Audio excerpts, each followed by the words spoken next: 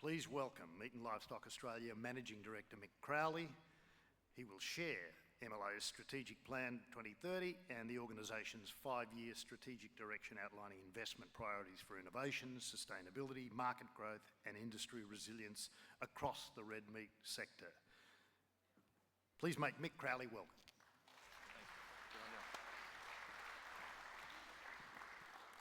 Well, good morning everyone. Distinguished guests, ladies and gentlemen, it's an absolute pleasure to be here at NTCA this year. And I can't remember a time where we've seen such a dynamic trade environment, a whole range of issues ahead of us, but at the same time a whole lot of opportunity. And so I think that all of that shapes the environment within which we operate, and it has also really shaped our strategy, how we're bringing that to life. And now that we're getting close to getting through the first year of that plan, it's also important to reflect on how have we gone so far and what do we need to respond to and stay ahead of as an industry, and how are we going to work together to achieve these goals. A really important part of how we're structured as an industry is that the organisations above the line are the representative peak industry bodies that do the policy, the agri-political work and advocacy and represent your interests as levy payers. Sitting below that line are the service companies, and MLA, our role is very clearly in marketing and research and development. I'm going to take you through all of the elements, touch on the elements that we work on sitting underneath that strategic plan. Under the RMAC banner there is a Red Meat Industry Strategic Plan, Red Meat 2030. We've aligned our strategic plan directly under that strategy.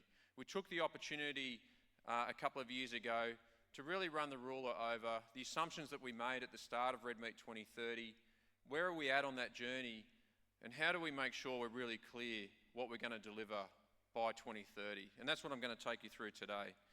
It's really important when we look at our global red meat industry, we're very export focused. We export about 70% of our production, but our domestic market remains our largest and most valuable market for beef and for sheep meat. But our export markets continue to really shape the operating environment, and our domestic market now operates in a global context. Our biggest export market for the last couple of years for beef, for lamb and for goat has been the USA. And that is unbelievable because they're also a very large beef producer. They're quite often a major competitor in a number of our key markets, and we go head to head with them, but they're also a massive customer. And then we look at Japan, China and Korea. Those 4 markets make up the big 4. And those markets really underpin a lot of the fundamentals of our sector. But we're seeing strong growth throughout Southeast Asia, opportunities in the Middle East and North Africa. The UK market, the free trade agreement is really starting to kick in, and the demand in the UK is growing. And it feels like we're really close to a free trade agreement with the EU. The head of the EU Commission is meeting with Prime Minister Albanese next week. So we could be pretty close to a deal there. So the global outlook is really important for us. And our total exports, including live export, were over $23 billion last year. So it's a massive industry. We combine that with our domestic market, and that's at a wholesale level, that domestic value. Retail value is closer to $20 billion in the domestic market. And live export remains a really important part of what we do, and we consider our live export investments as part of that global environment. We've made some changes in the way that we've structured our live export team in recent times. Spencer Whitaker is here at the conference, and he's leading our cattle live export team. We formed a task force to engage more closely with industry, continue to test the priorities in our investments around animal welfare, biosecurity, driving productivity, securing long-term partnerships, particularly with Indonesia. Vietnam continues to be a really important market. And then we look at what are those opportunities into other key Southeast Asian markets. Where are the growth opportunities? How do we continue to add value from product from livestock that are processed offshore? So Spencer's leading that team. We have a really strong partnership with LiveCorp. The Live Export Partnership covers R&D, as well as our marketing and market access initiatives in that partnership. And so we have an R&D task force, and then we have the market task force that Spencer's leading. Livecorp are managing the R&D projects, and it's a really important and valued partnership. We continue to do those joint programs, and we budget for that in our strategic plan. The US. How fascinating is this guy? And he continues to keep us on our toes, and that might be an understatement.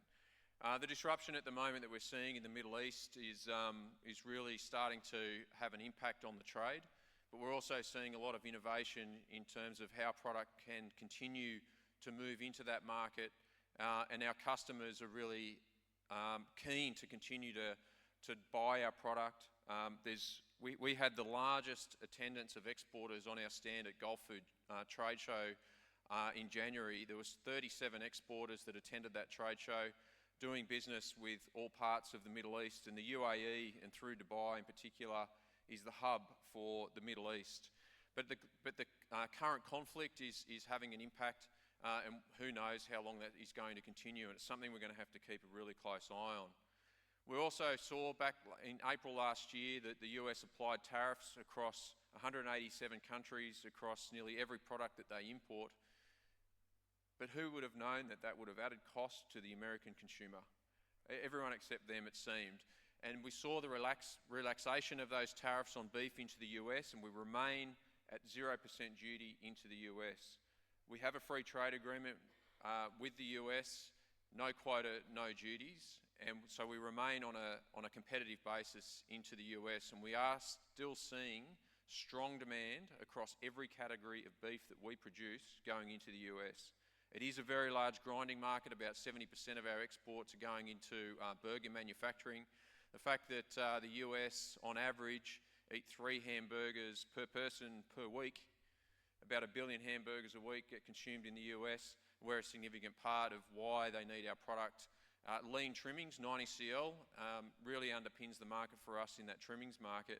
But we're also seeing strong growth in grass-fed product, in organic, in grain-fed, in high-end food service, high-quality product as well. So it's a really dynamic and unique time. The US beef cattle herd is not building at the moment. The signals just really aren't there.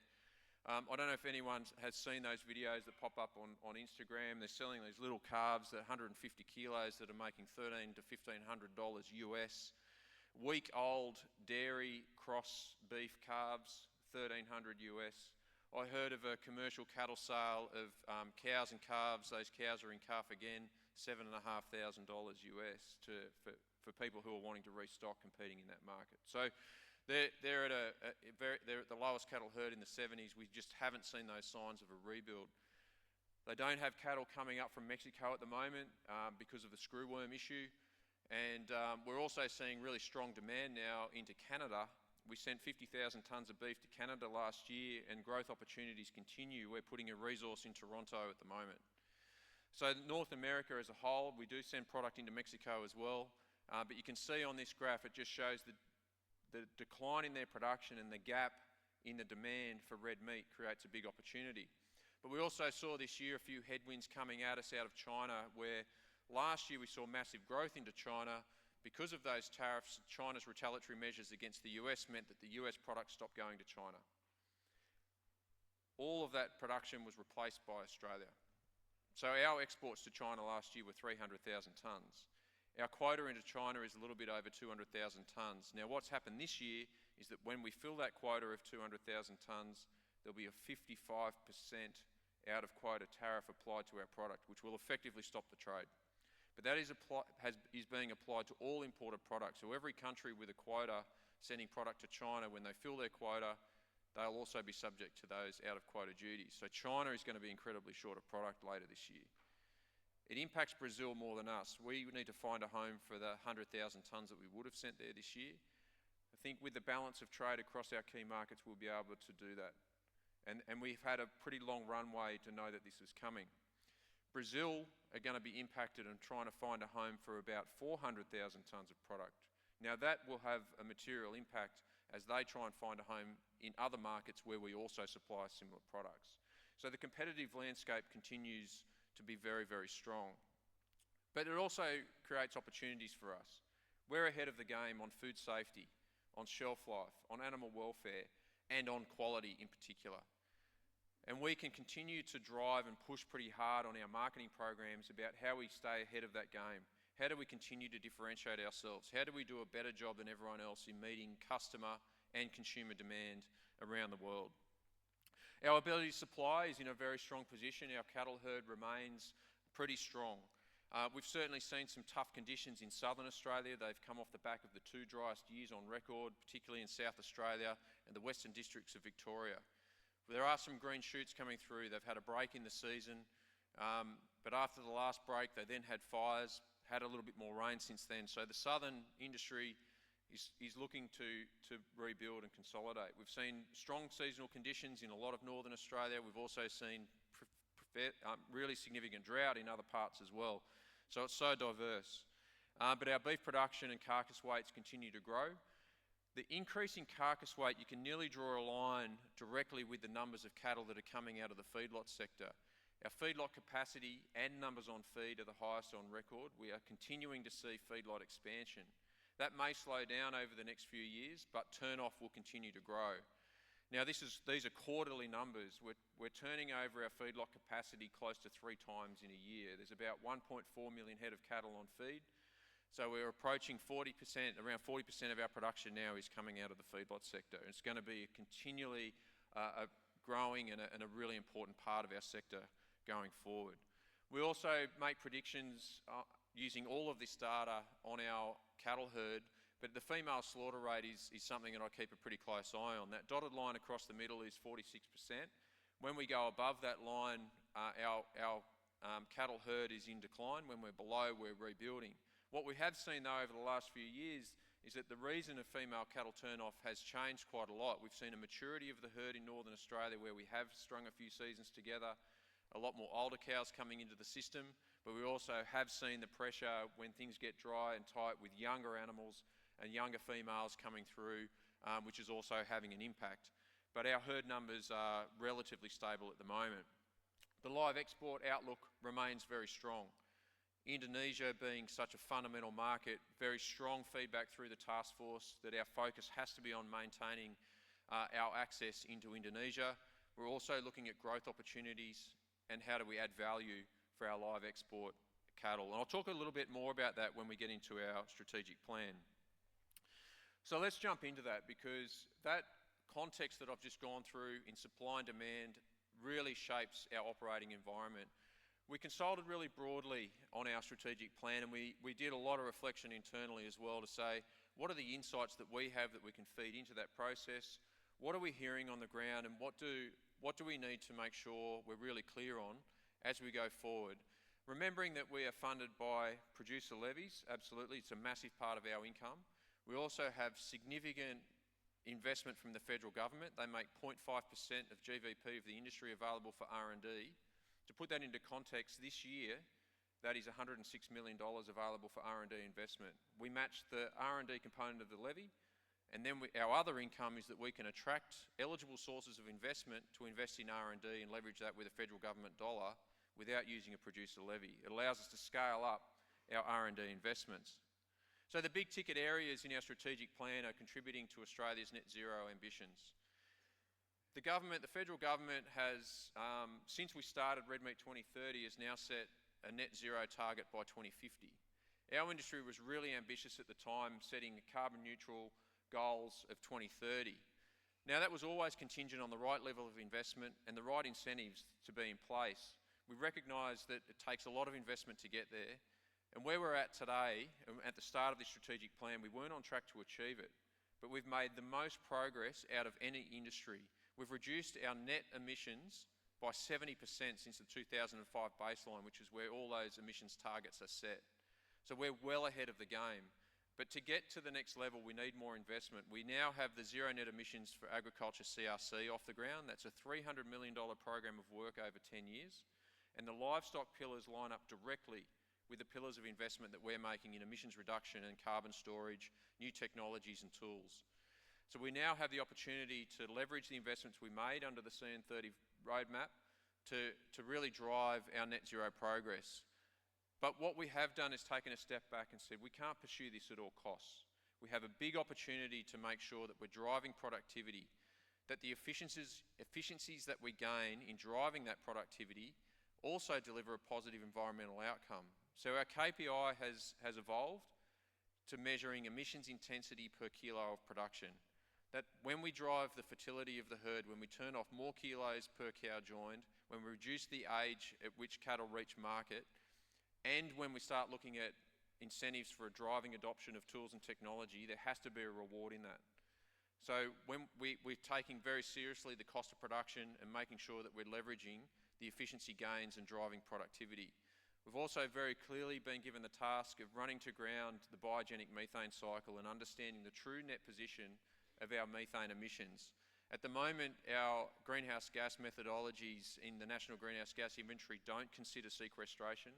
They're not taking into account the use of technologies like feed additives. They're not recognising the genetic progress we can make, and we're very close to being able to commercialise methane as a trait in our beef and sheep genetic evaluations. You start thinking about stacking that technology. We've got soil carbon methods, vegetation management methods. We don't have a method for feed additives and recognition of those other productivity drivers. We are in the box seat to develop a methodology for the red meat industry to take into account all of that. And we've been asked now officially by the federal government to develop the method that will be effectively a redevelopment of the beef cattle herd management method and allow us to build in all of the new technology that we have in the pipeline to make sure that we can turn that into carbon credits as an additional revenue stream. The other area which is really exciting, and I think, and the traction that we've got on this topic of value-based marketing has been fantastic. We've been looking at this through the lens of all our markets and all the supply chains. If you think about the insights we get from consumers and from customers, both domestically and internationally, that's going to shape the specifications and the demands for our exporters, whether it be from box beef or live export. Thinking about how customers of the future and the expectations of customers and consumers translate into those specifications.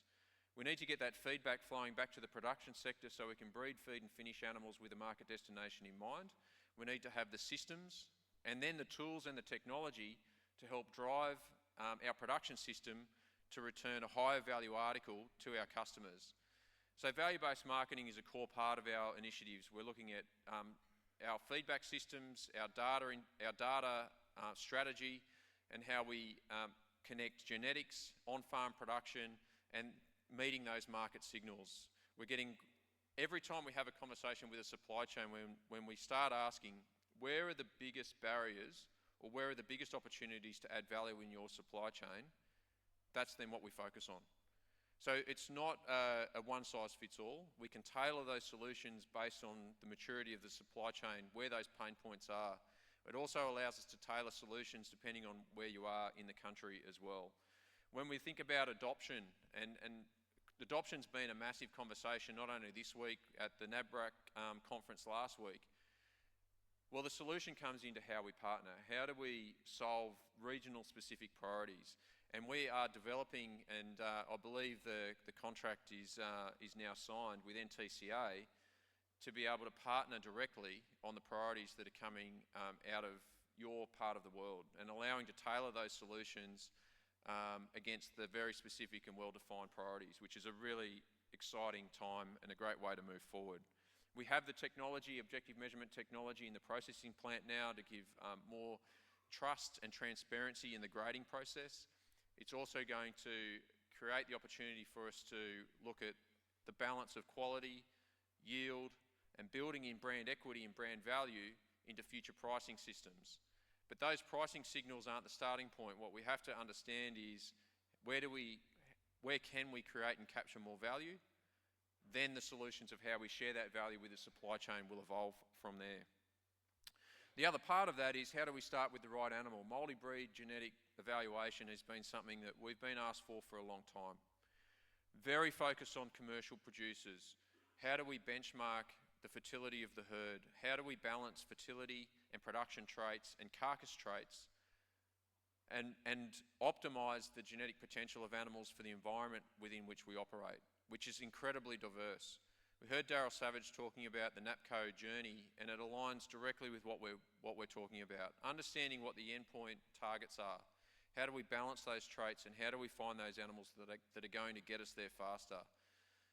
We've got a really important investments in Northern Australia that have been going for over a decade, where we've had Brahman, Droughtmaster and Santa Gertrudis cattle running head to head in the Repronomics program, and we now have direct partnerships with breeders that are building on that reference population to enable the commercially available genomic products that are giving you a set of breeding values to benchmark your herd, and then ideally putting more selection pressure from a seed stock perspective on the traits that are going to match your breeding objectives. So when we think about value-based marketing and thinking about the productivity changes that we're being asked to make, starting with that right genetics and having the genetics tools to support that are absolutely a reality, and we're prepared to partner with you on that journey. I want to spend a little bit of time on marketing. I think the marketing side of our business is less in front of mind for our production sector because you're not the target audience. I expect that you engage with your product and love it, but we need to get to the metro. We need to get to the people who are on the fence. But we want to target the way that they're consuming that product. It's about convenience, it's about quality, it's about the experience, and our marketing campaigns are very targeted at the consumer.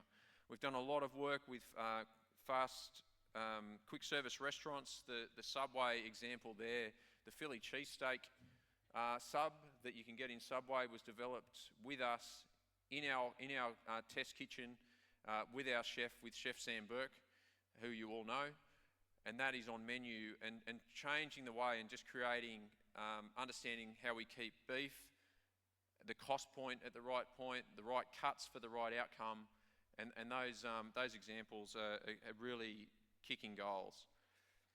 We have also seen in our domestic market the proportion of people increasing red meat consumption outstripping those decreasing consumption for the first time in a decade.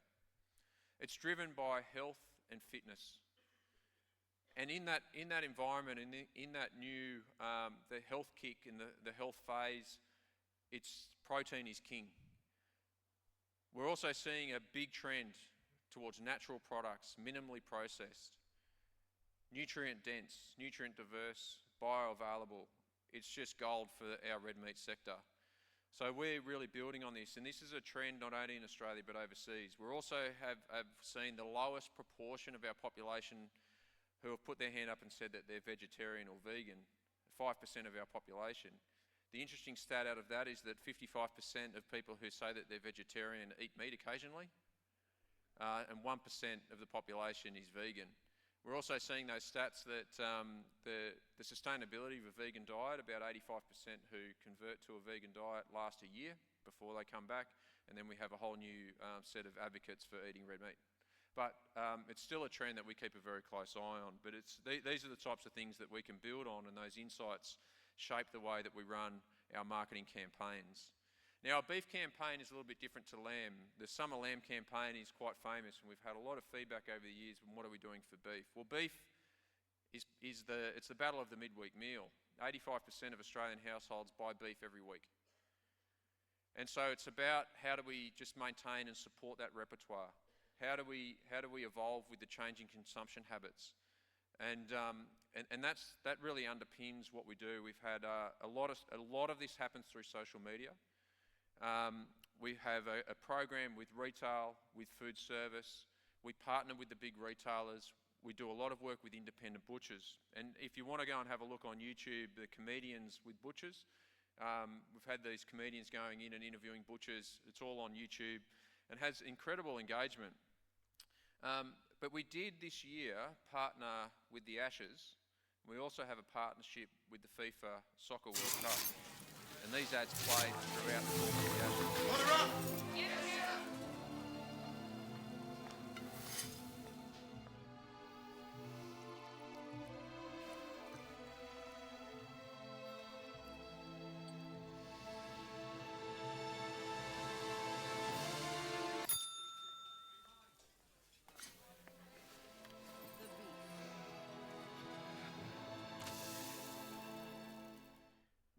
That ad, and there's another one with a captain on a ship that's going down with the ship. There's plenty of room on the lifeboat, but he stays on the boat having his steak. Those ads have had 20 million views on social media. So the reach and the cost effectiveness of those campaigns using social media is just outstanding. We probably didn't get as much value for money through the Ashes because a few of those tests were pretty short. But we also got some beef as a result. The beef sales over that summer period were the highest on record. So that domestic focus and the benefits of the consumer campaigns are really strong. The other part of our strategy is around building social capital. When we were developing the strategy, we spoke a lot about social license. Now when you talk about social license, the conversation was quite negative and defensive, defending our right to farm, defending our practices on farm. But when we flipped that on its head and said, actually, we've got a really great story to tell. How do we get in front of this? How do we tell our positive story, arm our producers there's no more authentic voice than a livestock producer. It's the most trusted profession in the country. It's right up there with GPs, and pilots are trusted as well, thank God. But livestock producers and farmers are trusted. Industry, not so much. So the authentic voice of the farmer. And then when you start thinking about building social capital, we actually can build capital. So we can tell our story, the way we raise our livestock, the way we look after the land, the quality of our product. And so we've connected our Red Meat Ambassador program doing social media masterclasses. We ran a program with TikTok in the TikTok headquarters and helping producers develop content and tell their story. And we're going to continue to grow and scale up that Red Meat Ambassador program and using social media through the Australian Good Meat program. Australian Good Meat, if you Google that, it's an MLA program. Again, we've got this huge social media following. There's been over 100 million views over the last 5 years of the content through Australian Good Meat, and many of you probably haven't even seen it because, again, it's very focused on the community and the consumer. We also are using a lot more influencers. So, when you talk about trust and you think about GPs, and we've done a lot of work on our nutrition campaigns with nutritionists, dietitians and GPs, it turns out that this fitness movement is influenced by people with their shirt off running through the fields and whatever. But they're the people that our younger generation are getting their information from. So finding those people who we can trust and arming them with this data and evidence. And the Red Meat Green Facts, the booklets that are on our stand and that are in your pack, that's the information that we're giving into those influencers, and we can continue to update that information as the insights come together. Now, the last part that I'll touch on today, and one of the most important parts, is investing in our people. We've had long-term partnerships with the Australian Rural Leadership Foundation, with Nuffield Scholars, with PhD scholarships. The Australian Intercollegiate Meat Judging Program has delivered a lot of careers, launched a lot of careers in the meat and livestock industry. But we're focusing also, we have a schools program that you may or may not have been aware of. We were doing the virtual classroom. We work with the Primary Industry Education Foundation on agricultural curriculums. But what we found is we've partnered on a cross-sectoral initiative across all of agriculture, and there's a real weakness in the number of teachers that are confident to teach agriculture. And we're looking to address that as a whole of ag sector. But we also found in our strategy that future leaders, leadership capability, but future workforce was a massive issue. And probably the number one priority that came out of Northern Australia was on-farm safety. And our safety record as agriculture is not great, and as a livestock industry, it's even worse. But no matter where we went then in the country, testing that priority, it really landed regardless of where you were in the country. So we will bring to life a strategy initiative. The Northern Pastoral Group are getting right behind that, and we're getting some momentum behind that program as well.